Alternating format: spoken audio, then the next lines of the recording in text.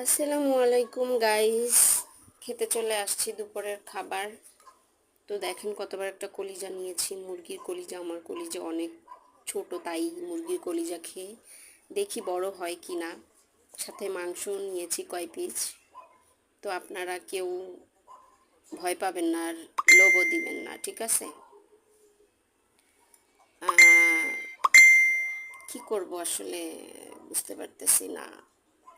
খাবার খেতে গেলে শুধু খাইতে মন চায়, এদিকে যে মোটা হয়ে যাচ্ছি, ফ্যাট হয়ে যাচ্ছি। আমার মেয়েরা বলে আমি নাকি মোটু।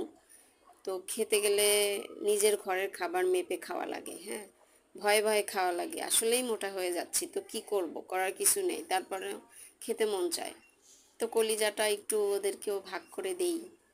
ওদের তো আসলে ছোট কলিজা, এখন যেহেতু ওরা ছোট, তো ভাবলাম যে শেয়ার করেই খাই, মেয়েকেও দেই, আমিও খাই। তো আমি একটু নিলাম আর দুই বোনকে একটু একটু শেয়ার করে দিলাম।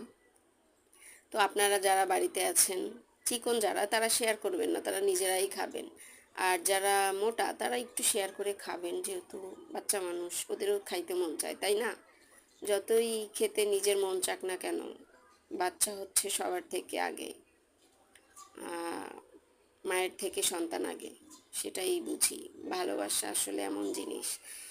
যাই হোক, পেঁয়াজও নিচ্ছি, আলু দেখেন। আমার আলু আসলে ভালো লাগে, মাংসের সাথে আলুটা একটু বেশি মজা, আর সবাই খাই আমরা, আমার মেয়েদের অনেক পছন্দ। তার সাথে একটু পেঁয়াজ নিয়ে নিলাম। একটা মরিচও নিয়েছি, মরিচটা অনেক ঝাল, তারপরেও খেতে হচ্ছে কারণ মাংস তো। তো গাইস, কি করব, আপনারাও চলে আসেন।